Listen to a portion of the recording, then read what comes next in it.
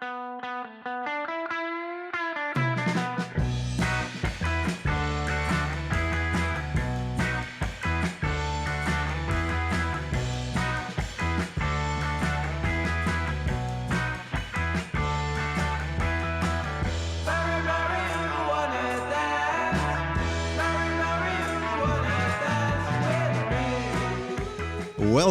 to High Tea with Derrick and Rens, a podcast about cannabis culture. My name is Derrick Bergman. And my name is Rens Hoppenbrouwers. This episode is sponsored by Super Sativa Seed Club, premium cannabis seeds for the advanced grower, available at supersativaseedclub.com. We're doing the show in English, as you can hear, because we have a very, very special Canadian guest joining us, the one and only Remo Colosenti, aka the Urban Remo, the Maple Ridge growing guru. Welcome, Remo. Thank you so much for taking the time to be our guest today. Hey, Ren. Hey, Derrick. Thanks for having me. It's good to see you guys again. Yeah. I haven't seen you guys since we had that big session over at my house. Seems like forever, right? Yeah, we have to do that over again soon, for sure. Yeah, definitely come back and as soon as we can travel, we'll be there for sure. So it's going to be soon. There's a vaccine, right? There's hope. Yeah. Oh yeah, that's for sure. This will be maybe the year of redemption. I've heard that term in the press here in the Netherlands. The year of redemption, that we all be saved from COVID. We'll get the vaccine and we'll get traveling again. We'll have shows again. But we'll just have to wait and see. Right now, it's still very cold. We are not vaccinated. Okay, so on today's show, we'll run through the main cannabis news stories of the last 2 weeks in our news segment. You can listen to our history segment, the Ouwe Doos, the old box, and the listeners' responses and some wise words at the end of the show. But the main ingredient at this episode is of course our guest Remo. So let's start the show with our first segment. What's in your joint today?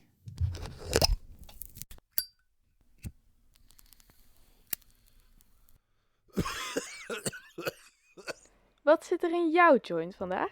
All right. Oh, I guess I'm going first? Okay. What's in my joint today? Well, today I'm smoking frosted fruitcake. What was that? Frosted what? Frosted fruitcake. Frosted fruitcake. It's from Sacred Cut. What it is, it's across Fruity Pebbles OG by Wedding Cake. Ooh, that's something super delicious. But yeah, it's to explain to all the listeners, it's like 11:30 in Canadian in the morning. So I think it's your wake up joint. It's your wake and bake, or is it like? I've been smoking all morning. I've been up since 6. I'm a farmer, right? So I've already watered the plants and all that stuff, right? So is this your day strain, or are you smoking it just now or all week? How does it work with you? Actually, it's a mid-range strain. It's about 27.5% the last time we tested it. So I smoke this stuff pretty much all day long. Okay. It's very flavorful, has a lot of terpenes to it. Works every time. Nice. And what about my charming co-host Rens? What's in your joint today, Rens? Today I'm smoking the Glueberry OG from the Dutch Valley crew. It's a strain they entered at the Homegrown Cup this year, and it's super. It's a kind of cushy. It's I don't know. I don't know how to explain it very well, but it's a lovely smoke. It tickles all the senses, and it's a perfect smoke for this episode, I guess. And what are you rolling up, sir? I am rolling up as we speak. I finished one already, I must admit. It's nighttime here in the Netherlands. It's very cold. I think it's about 10 degrees minus Celsius outside. I have a nice pot of coffee brewed up, and I'm smoking some really, really smooth Nepali hashies from Coffeeshop Pink here in Eindhoven, which is always my... if I have any favorite hashies kind, it would be the Nepal. Oh well, Remo is showing us what he's smoking right now on the Zoom camera. It's too bad our listeners can't see it, because this looks really, really scrumptious. I still think it's terrible. We don't have a terpene. I know that.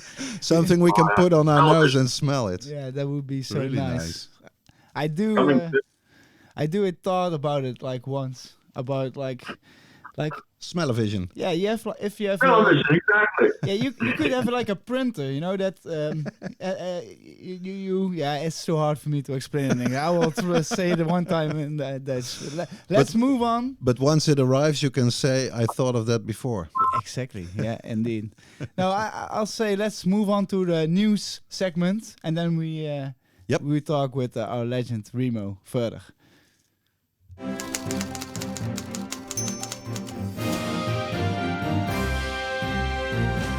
All right, let's briefly discuss some of the biggest cannabis news stories of the past 2 weeks, starting right here in the VOC office in Eindhoven, where a unique cannabis newspaper has been put together over the last week. Tell us, please, more, Derrick. Indeed, this is a plan that we've been working on quite some time. It started really in the summer of last year. It's we call it the National Cannabis Newspaper. I can show it to Remo on the Zoom camera there. We printed up 100,000 of these free newspapers. It has not a single ad in it.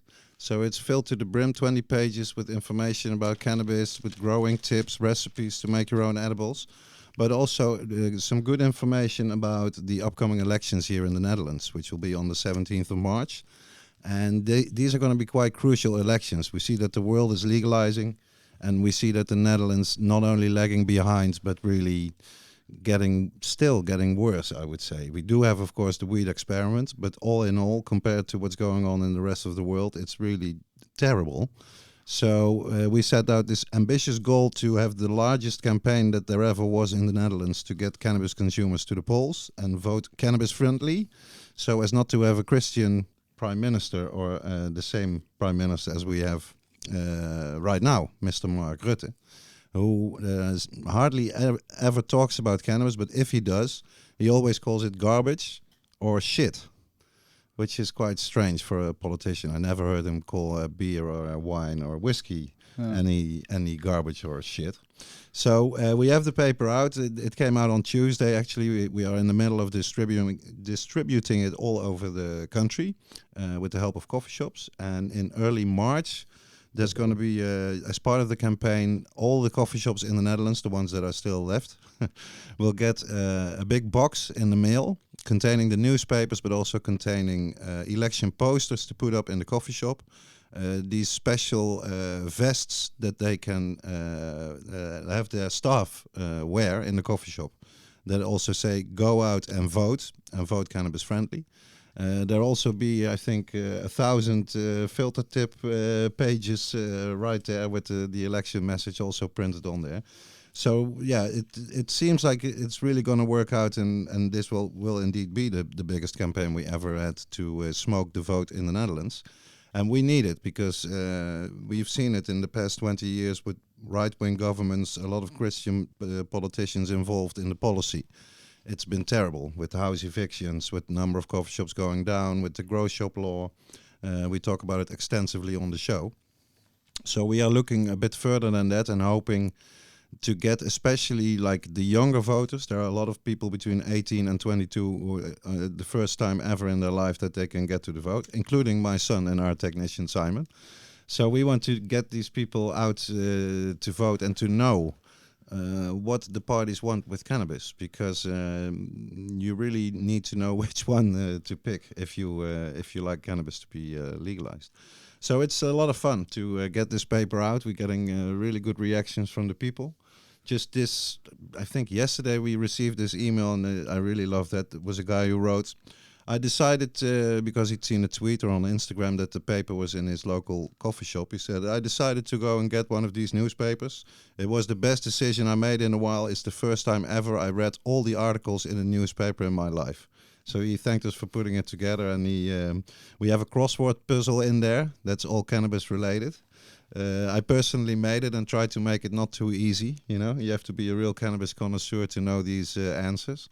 And it's great because we've been working together with companies like the Hash Museum and seed banks to put together nice prize packages for the people that solve the crossword puzzle. We have this golden ticket idea, which I'm really curious about how this will play out. In the 100,000 newspapers, we put 7 golden tickets in nice golden envelopes. And the people that are going to find them, like the Willy Wonka story of Roald Dahl, of course, they will win a fabulous prize, but there's no weed factory they will visit, but they will visit the weed capital of Amsterdam. And we're going to put together a really nice program for those lucky finders of the golden tickets. Of course, visiting the Hash Museum, visiting Cannabis College, going to some real nice coffee shops. And I'm working right now on having also like an infused VIP dinner. We'll also have a canal tour because, we are in Amsterdam. So this, I'm looking forward to that. They will wait a bit until the weather is good and the COVID restrictions are lifted so that we can really maximize the experience for the lucky finders of the golden ticket. So we put in the information of the National Cannabis newspaper and the information for this episode. We have this English reader section also for international people that can read like a summary of what's in the newspaper right there and also on the website. So I encourage everybody to go check it out, and for our Dutch audience, go look for these golden tickets, of course. Yeah, ask your local coffee shop if they already have the newspaper, or you can find it everywhere at least. I delivered a few around at coffee shops, so hell yeah, it's nice to see it going out. A real joint effort. That's for sure. Let's move on to the next news story. More news from the Netherlands. Dutch medical cannabis exports went down for the first time in 10 years in 2020. What's about that? It's been growing steadily. This is, of course, Derrick. That is the only legal producer in the Netherlands for medicinal cannabis. And now, for the first time in 10 years, the export has gone down by 5%, but the domestic market sales have gone up by 13%. So I would say that this, you can clearly see that right now in Germany, they have started producing their own medical cannabis. They don't have to import it from the Netherlands anymore. And we see that happening across Europe. So it's like Portugal is also exporting a lot of cannabis right now. Even Australian companies are getting on board to to make weed for the European market. So Derrick is losing on that front. It's logic.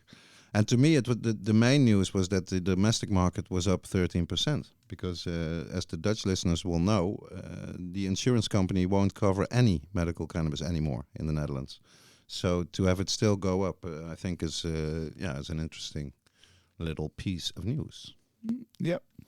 Okay, our last news story about the Netherlands, and I think our international listeners might be eager to hear about the proposed tourist ban for the coffee shops in Amsterdam. What are the latest developments over there, Derrick? Yeah, we talked about it before on the show, of course. It's crazy that this is now in 2021 being talked about in Amsterdam, and quite serious being talked about, because the mayor of Amsterdam, who is a member of the Green Left Party, she's the one that seems to hell-bent on introducing this measure in Amsterdam, whereas all the experts are in unison saying this will be one big dealer jackpot, because the tourists will still be coming to Amsterdam. If they can't get into the coffee shop, they will just buy it on the street or buy it via their mobile phone. Everybody expects this to happen. Still, they want to carry on with it.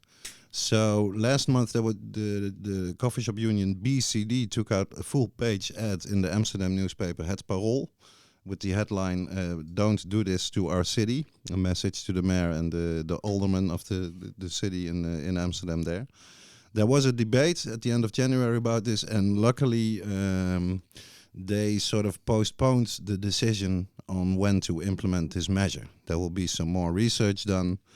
There will be an expert meeting. We might even be involved with VOC talking about experience here in the South, for instance.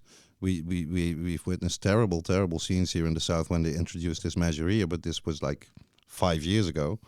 So it's a bit of history repeating if it's not stopped before they want to implement it at all. It's still sort of hard to say which way the ball will go. But a lot of Amsterdam people are getting very nervous about this, the coffee shop people. Because obviously in COVID times they're not doing well at all. And now to have the tourists out of Amsterdam is just a stupid idea. I found this text, this article in the Oxford University, on the Oxford University website, which I thought was very interesting, really hitting the nail on the head. I'll read just one paragraph.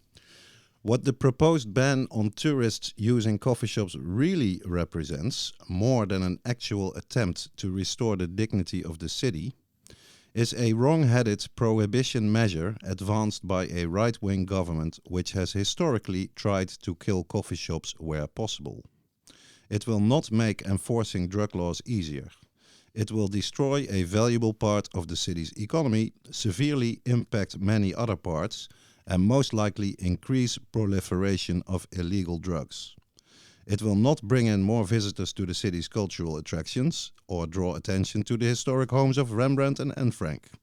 Instead, it will massively curtail the number of visitors, hampering a tourism industry already reeling from the impact of the COVID-19 pandemic. Well, from across the channel there, they really see it for what it is.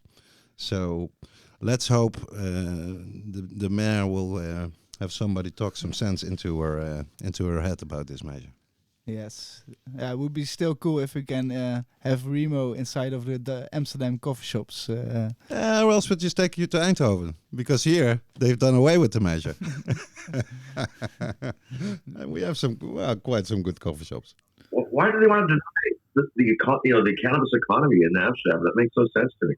Because more than ever, they need the tax for healthcare and for education. This is crazy. They have this. Those people are supposed to be anyway. Yeah, they have this obsession with what they call low quality tourism. So Remo, if you come to Amsterdam, you are in a nice hotel, spending a lot of money and going to a coffee shop. That you are considered a low quality tourist because you go to a coffee shop. Okay. You should be offended.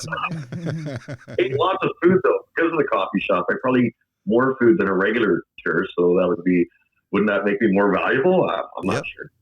As you can tell, I'm not a thin guy, right? I enjoy food, especially after I smoke cannabis. It's the thing to do. It goes well together. I say indeed. We go to our almost last news item. The Irish. We saw the biggest legal cannabis deal in history made like this week. It's GW Pharmaceuticals. Remo, you might have heard this story too. It's the British company. They're pioneers. Yeah. A bit comparable to Bedrocan, I would say. Started really early on with a license from the government producing medical cannabis. And they developed these products called Sativex, the spray, and Epidiolex, I think it's in a capsule form, especially for children. Have you tried the spray? No, I have seen it, but I haven't tried it. I tried it. Uh-huh. It was terrible. It was the worst thing ever. Really? I thought it tasted like alcohol. It was a horrible experience. And what kind of effect did it have? What kind of effect did it have? The effect? I smoke a lot of weed, so just left a really bad taste in my mouth. It's not effective at all. But this deal that we talk about here is the company was bought by an Irish pharmaceutical company called Jazz Pharmaceuticals, which in itself is quite a peculiar name, I think. But they paid $7.2 billion for GW Pharmaceuticals. That's quite a hefty sum for a grow. That's a big sign that. I guess they didn't try the stuffer. They didn't try the spray. I think one of the reasons that they are valued so high is that there are a lot of countries that are very repressive, that you can have no cannabis whatsoever, but the only thing that they allow is like the Sativex bullshit spray. So even if it is bullshit, if it's the only thing that's allowed on the market, you're gonna still make a lot of money. You know what? I guess it'd be better than nothing. It's still a foot in the door. It's and true. you know, the thing is about that is if everybody gets used to that, maybe then they can allow something else. They now allow these pills, will allow, smoked cannabis, will allow medibles, other things, right? It's absolutely a foot in the door. Yeah, I agree. Yeah, it's a start. Maybe I shouldn't shoot it down so much. It's the beginning. Yeah, that's true. For sure. Better than nothing. And it will turn some heads, a figure like that, $7.2 billion. Nobody can deny anymore that we're talking a big market, a big potential revenue for any government, if figures are like this are thrown around. And also like a big sign that the pharmaceutical industry is super interested in the cannabis industry and about the medical benefits from it.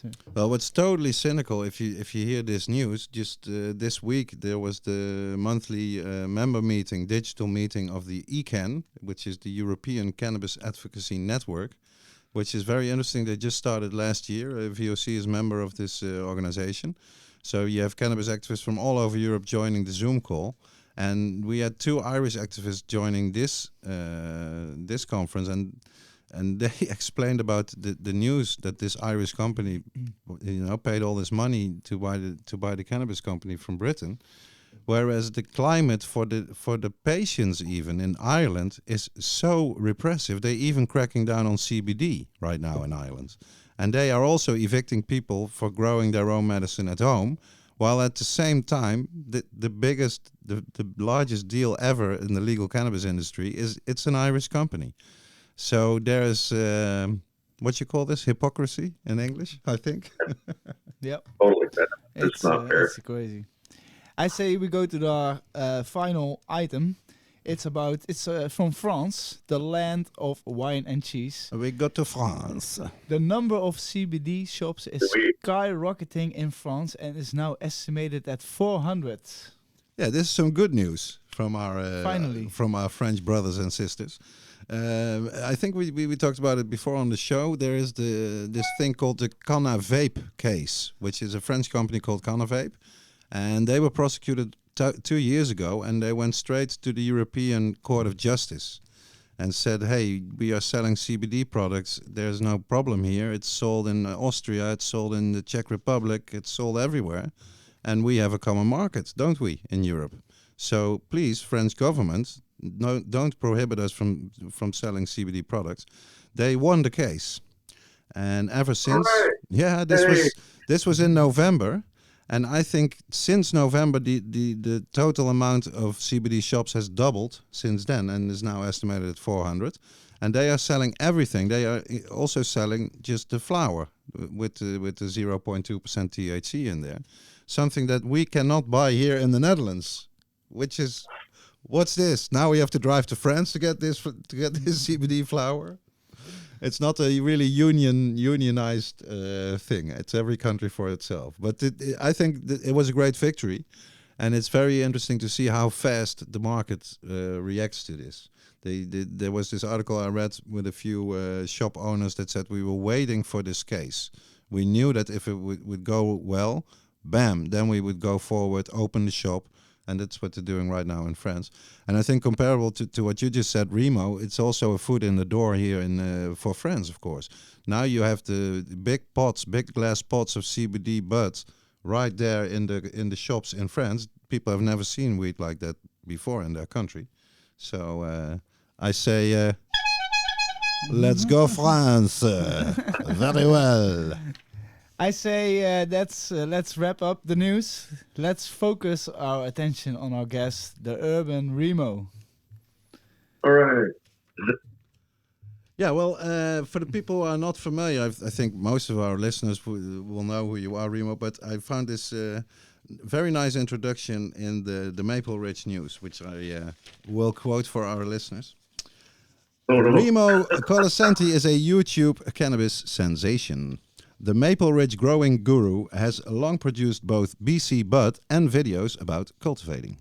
His blend of teaching and entertaining has sprouted a crop of 243,000 subscribers for his YouTube channel Urban Remo, and his world's biggest joint video has been viewed more than 2.1 million times. I'd say that's quite impressive. That's for sure. Remo, could you please tell us how and why you got into the cannabis industry? Well, it was kind of a need. I needed to grow medicine for myself. So I started growing cannabis. And, then the worst thing happened. I got arrested for that. And I went to court and fought the government. And this is something that never happened. I won. I was able to prove to the court that, 34 plants I was growing was strictly for my medicinal need. And my doctor recommended this, but there was no medical access or availability in Canada at the time. So I did what I had to do. And because of that, I set a precedent in their court. And many other medical users that grew, that got arrested and were in the same predicament, were able to use this to get off the charges. So this was a huge victory. Wow. And this was kind of at the beginning of the whole medical marijuana thing. And when was this, Remo? When was this? Well, I got busted in 1998. So this happened in 2000 that we actually went to court for this. So it's, it was an important victory for me because most people, when they get arrested for something, they don't fight for what they believe. They just try to make a deal.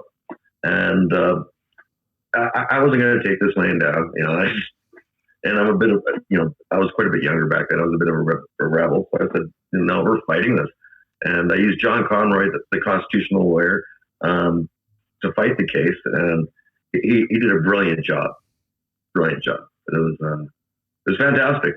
And I didn't get my weed back, but, the fact that I was able to continue to grow, now I'd probably get my weed back. But the fact that I continue to grow weed, and actually one of the funniest things is at the beginning of the court proceeding, they announced my name and where I lived and all that. And then about 5 minutes later, John Conroy announced in court, Your Honor, these charges are ridiculous. My client is growing cannabis at his house as we speak. And everybody in the courtroom started laughing. And I'm like, oh, no, they just gave my address out. Then we want to be a So did you, that's what I'm curious about. Like you say, most people, they don't go for the fight, they go, the other route. Did you have any doubts that you would win? Did you think like maybe I will end up in jail or this will not work? How did you feel about it at the time? Well, I figure I'd take a chance. A lot of people don't fight, like I said, and you know what? You got to challenge the authorities. You got to challenge these stupid laws because it's a law that especially for medical. Where's the crime? Where's the bodies? It's a victimless crime. It's absurd, especially here in modern times. So I figured I had to fight for what's right, and it was the right thing to do. And even if I lost, it was still the right thing to do. But we didn't lose. Yeah. So that surprised me actually because I didn't expect to win. But I felt if I fought it and I lost, I'd say, hey, I tried. The laws are absurd. Maybe one day it'll be overturned. But hey, we won. Different story. Fantastic. Yeah. Well, was it also like the moment for you to work in the cannabis industry? Like, let's make it my career, or like, how did it go? Well, it's kind of funny. It's I obtained a medical marijuana license, and it was kind of strange. A lot of the people at the time, I think I was probably the 73rd person in the country to get it at the time. But many of the people that had a license were in very bad condition, terminal. We're talking cancer, HIV, and a lot of them were unable to cultivate or had problems. So what I started doing was helping other patients because I was a lot younger back then. And sure, I broke my back, but I could still do this. You know what I mean? Because I figured, because I used to be a concrete worker. So compared to placing concrete, doing a little planting, very easy to do.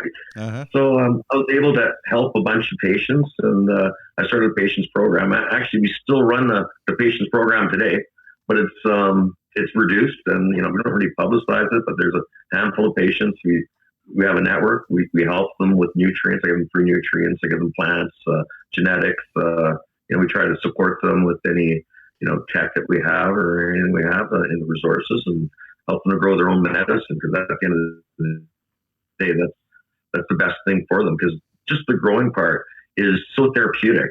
And you know what I noticed is, because I worked with a lot of patients over the years, that there's a direct correlation between the plant health and how the patient's doing. And when the patient's doing well, the plants look fantastic.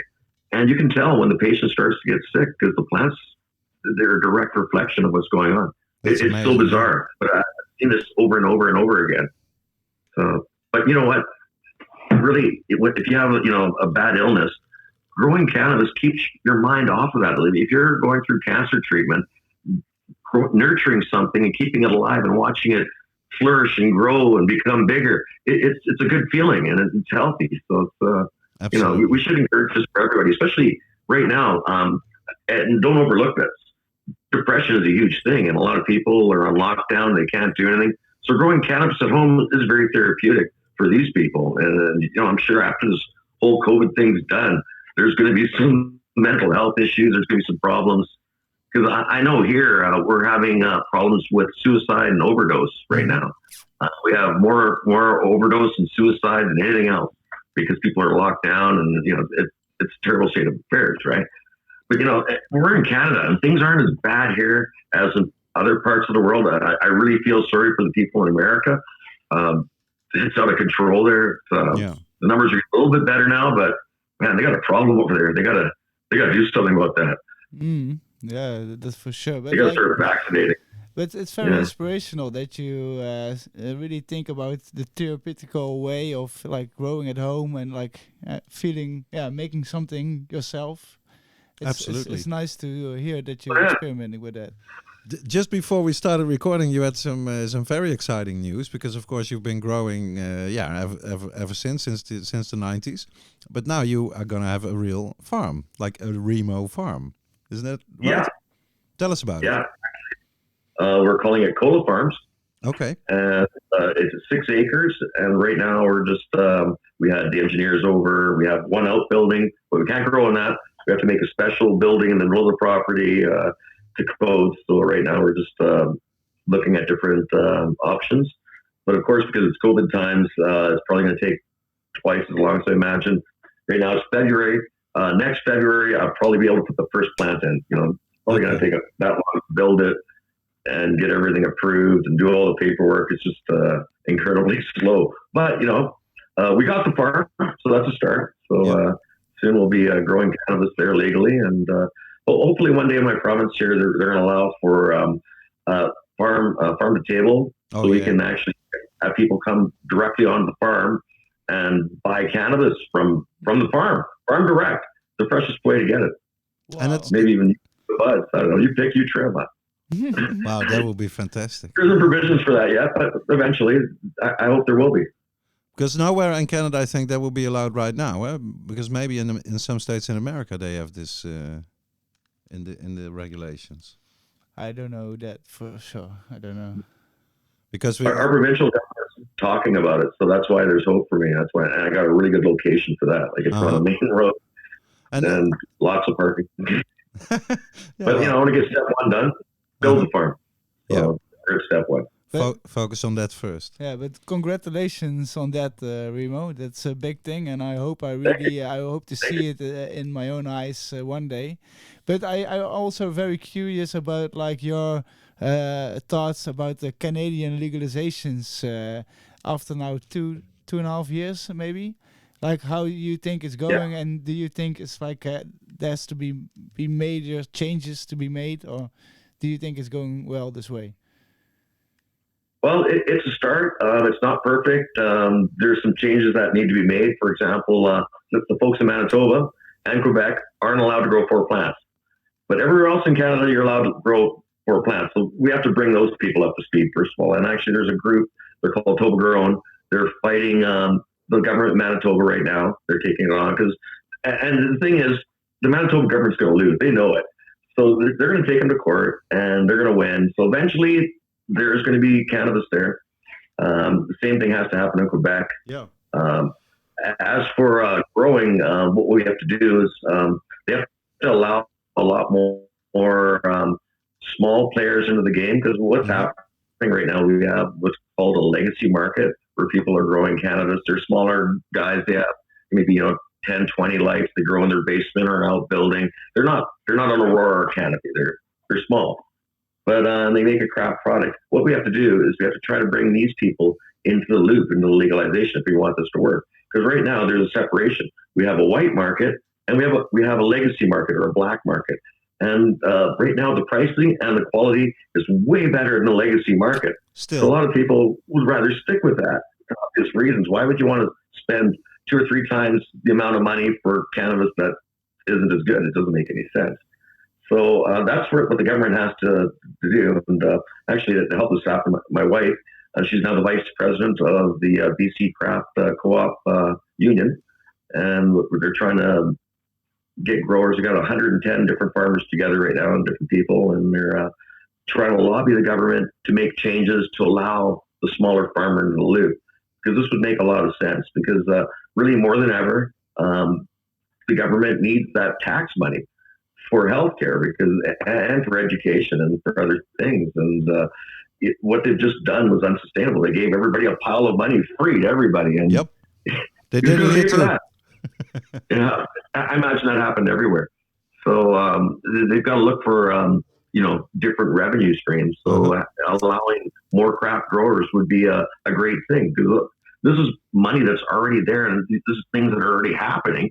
So why don't we just bring this into the white? That would be the thing to do. And I think you're going to see this all around the world, where people start regulating the like the black market or the legacy market. You're going to walk into this problem. And we already see it here in the Netherlands as well with the weed experiment, of course. The regulated growing for coffee shops in 10 cities. Who are the ones getting the licenses? Are these like legacy type growers, or are these only big companies from abroad, or are these companies that have no experience whatsoever with cannabis, but grow vegetables? This will be very interesting to see how it plays out. And we've been waiting here for the names to be publicized of the 10 growers that can grow this weed for the weed experiment here in the Netherlands.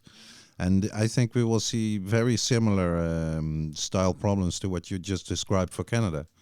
Is what you want to do is get the people that are growing already, get them above board and have them pay taxes and, be checked maybe by civil servants whether it's fireproof where they're growing, but not push them out of the legal system, because they will kind of keep on producing. And if they don't pay tax, they're going to be cheaper. Yeah, but also in Canada, you also have those native people, right? And they are allowed, because I've been to your place, and I've bought at like dispensaries where the quality of the weed was terrible. I have to say honestly, it was surprising me a lot, and the quality of the black market I bought also was super nice. Yeah, that was what you said. I really experienced the difference.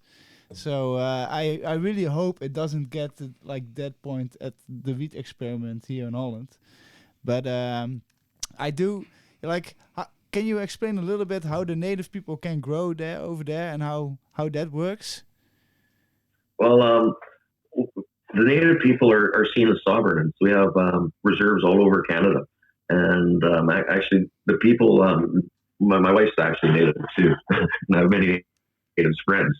So it's bizarre. It's, I'm not saying this in a bad way, but they have more rights. Because they're sovereign, they can open up a dispensary without any government regulation on their land and sell cannabis. And, people can come there and buy cannabis and they don't have to pay tax on it. It's, they're lucky. Yeah. Actually a good thing. Or they can choose to come into the legal market and do it, but the legal way. But that doesn't seem to be overwhelmingly popular because the government makes it very prohibitive. So what the government's actually done, they've decided to do something about this. They've Health Canada now has, let's say, a native portal. If you're an indigenous person and you want to be an LP or a micro and you want to grow cannabis, they've allowed you to kind of bump the line and get around everybody. Okay. Which is kind of nice because my wife's not utilizing this for our own thing. So you don't normally have Health Canada if you're a regular citizen, and they might call you back in a few weeks. If you're an original Canadian person, they answer the phone, they talk to you, and they help you, which is fantastic. I think this is a step forward because really Native people should be given this opportunity to grow the nation's cannabis. They're more in touch with nature. They're better located for the most part with these reserves everywhere. It's more in nature. It's I think it'll help save them as well because then they have money coming into the community to build roads and houses and infrastructure. It's kind of a no-brainer. Yeah. So these are my thoughts. I might have a biased opinion because I have a lot of Native friends, but I do. Yeah, but that's nice. how I feel. They were here first. Why not, right? Yeah, of course. The originals. For sure. Yeah. And the home growing, I think you're allowed to have only 4 plants, or is it like 4 female plants? How does that? And it changes with the province that you live in, eh? You're allowed to have 4 plants, but they don't tell you how big the plants are, so you can make those plants 10 feet tall. It doesn't matter. You make them freeze. I think that's fair, but if you're a patient and you need more cannabis, it's very easy to get a license and get more plants. And there's clinics you can go to, and you can say, I need to grow cannabis. I use cannabis as medicine, and they'll actually ask you how many plants you want. Do you want 25? Do you want 49? Wow. Do you want 73? Do you want 98? And you just they look at your medical records, they review it, and you get a license, accordingly, which is good because it should be that way. It should be easy to get, so you don't have to break the law. If you want, people to be coming into the white, you've got to make a path for them, right? Yeah, of course. Yeah. Wow. And I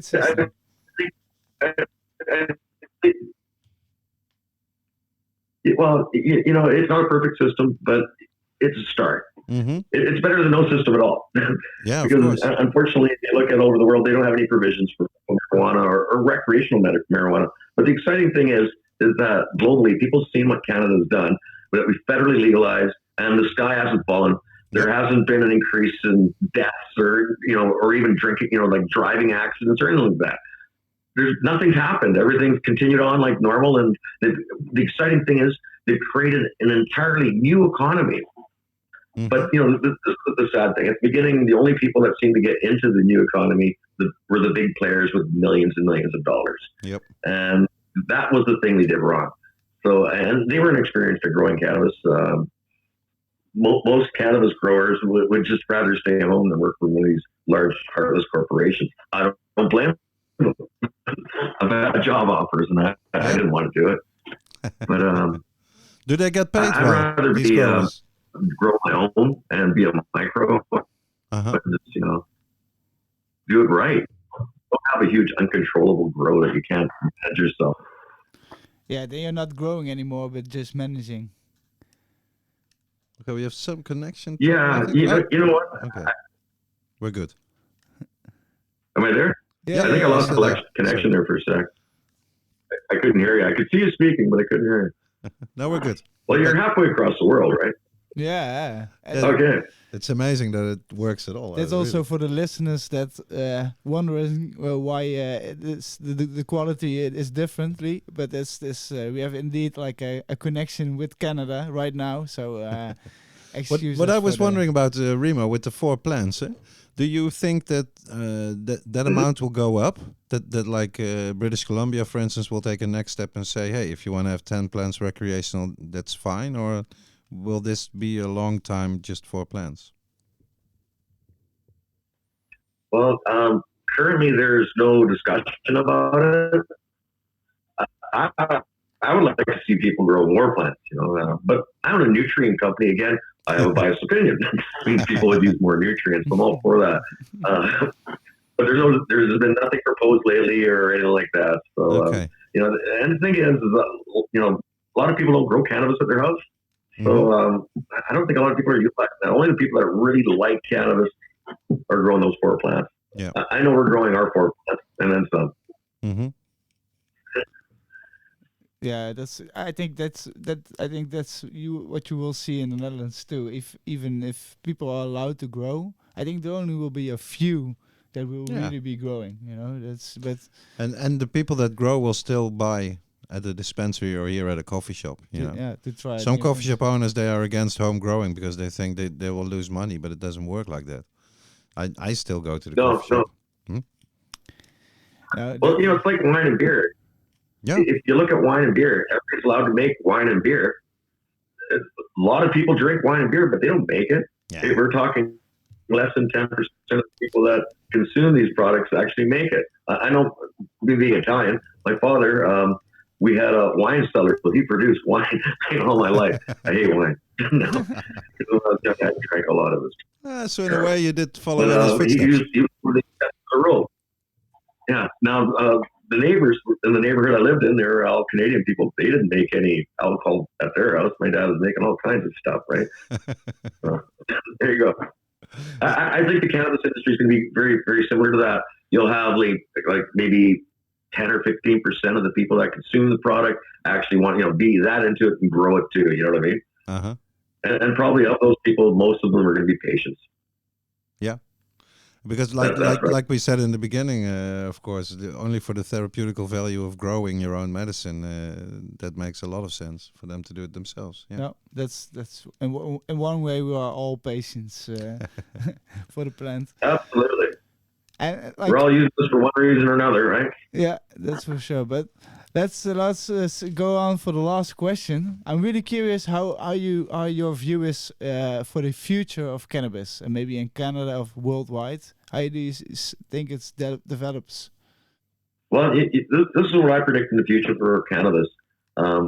Broader legalization. More countries are going to legalize, and eventually we're going to have real cannabis tourism, where you'll be able to go, for example, to Thailand and lay on the beach, smoke a joint, and enjoy the sunset legally without the fear of any prosecution or persecution for that matter, right?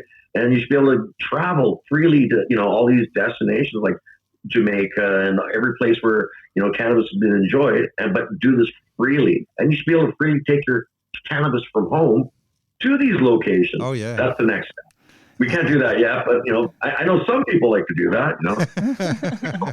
It happens already. But, already been done, but legally, they should allow that. They should just put it in your carry-on luggage, go through the scanner, go on the plane, and let's say you arrive in Czech Republic, you get outside the airport, light it up, right? Wow. The future. We want that future. We want that future. Yeah, well, it'll be really cool. Is the next time you guys come from Holland is to bring a bunch of hash and cannabis legally to here, and then we can all smoke, our cannabis together. That'd be fantastic.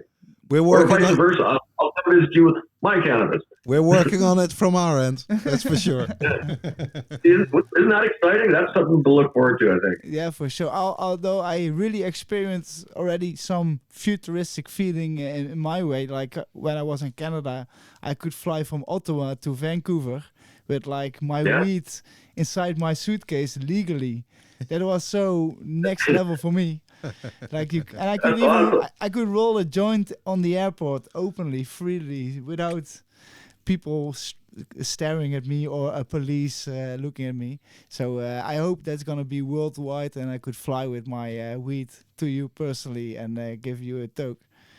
The Canadians have been our liberators here before in Europe, so you can liberate us again by giving us this good example of legalization. Yep. Yeah.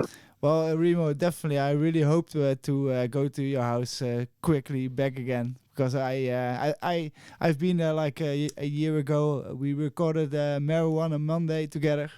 That was super epic. Yeah. I've never been so stoned in my life. That's for sure. It was an amazing experience. Well, I thank you so much for your time. We'll move on to the next segments. And we'll make sure whenever we see each other in real life after the COVID story, we'll record a good episode together as well to see how it's going with you. All right, let's go. Thank to you. The old box.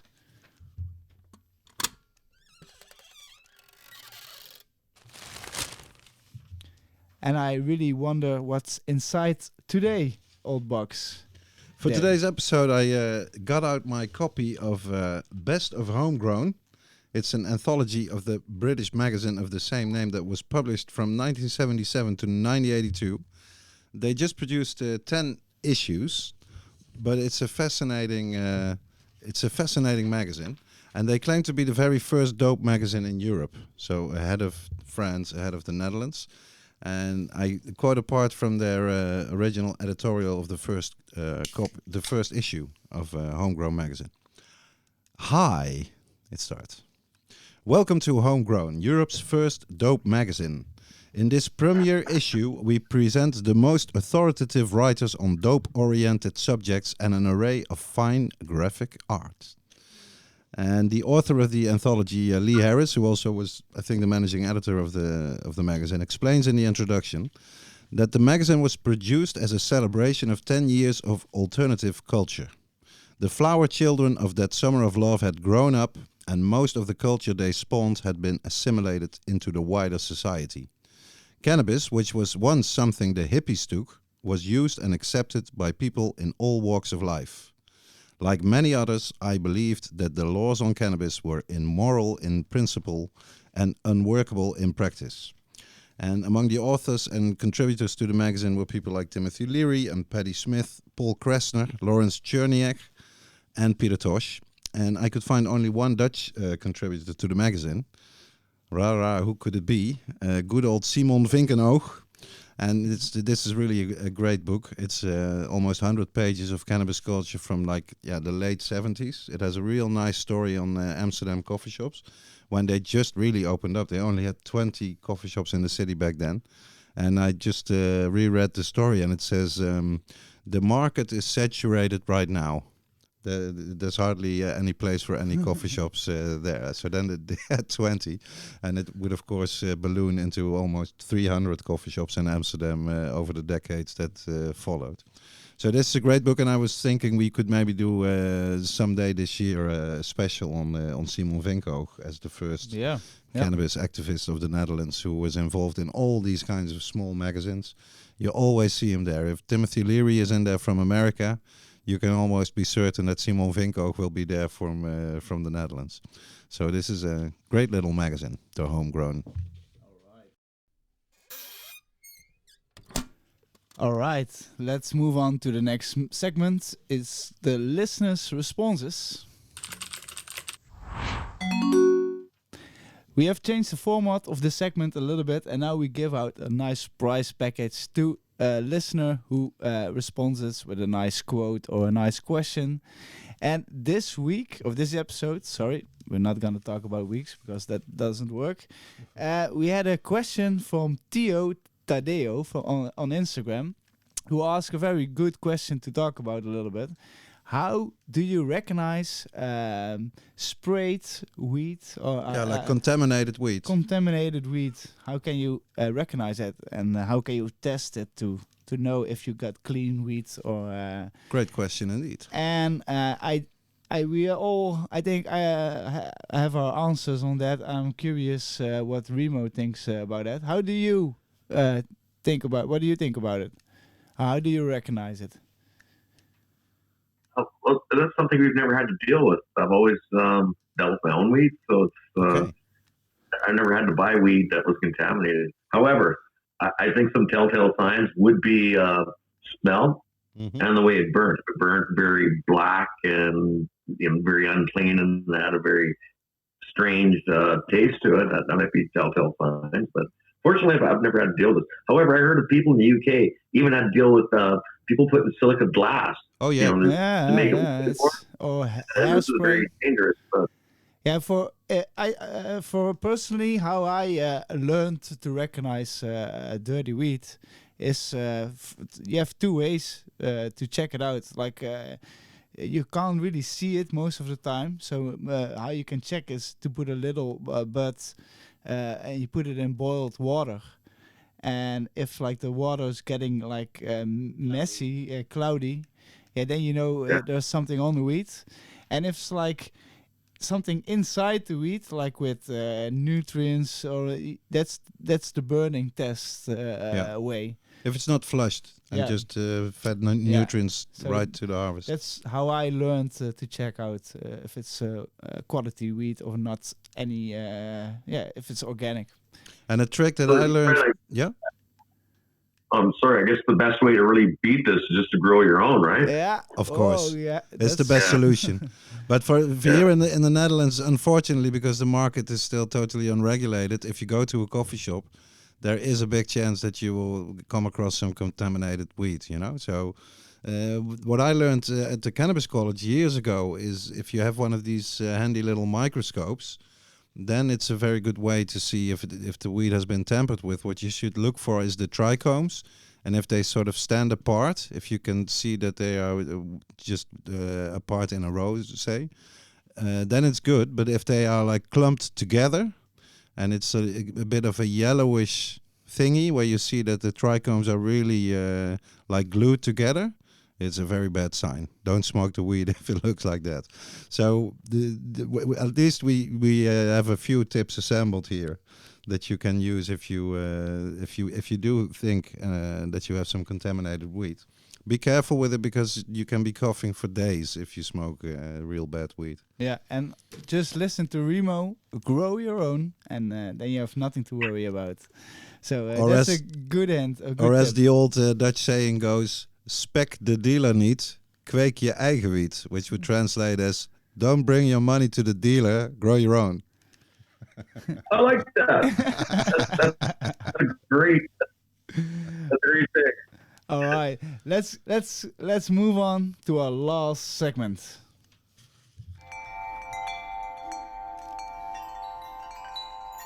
Wijze woorden. Yes, time for our final regular segment. Some wise words from Derrick. Yeah, I came across these wise words. They're actually from a British former police officer named Neil Woods. And I saw them in a fantastic short video that I saw on Twitter. We'll post a link to the video on the page for this episode. This video starts with pictures of drug busts by the police, and then the voiceover comes in, this guy Neil Woods, and these are his wise words. These are headlines we all know. The police have made another big bust, and they are keen to show it off, with the drugs laid out on a table and the cameras clicking.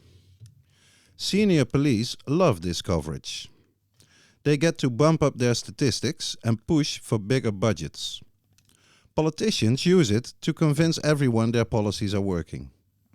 And journalists know that drug stories always generate clicks. But there's a dirty secret that every cop in that picture knows. That no matter how impressive the seizures look, it makes absolutely no difference to the drug supply. Not only do we never decrease the drug supply, these busts actively increase violence. If you take out a major drug dealer, all you do is instigate a turf war. And then he says some more and ends the video. I love that too. Wherever you see police post this kind of drugs photo op, please post this video in the comments so we can continue the discussion. I'd say, these were some very wise words by this former police guy. Yes, for sure. And so we come to the end of episode 35 of the HighTeaPotcast. I want to thank Remo very, very much for being on the show and sharing his wisdom and stories with us. Thanks also to the sponsor. Thanks also to the sponsor of this episode, the Super Sativa Seed Club. Premium cannabis seeds for the advanced grower available at supersativaseedclub.com. Yes, and thank you all for listening to the HighTeaPotcast. Stay safe and stay high. Thanks, everyone.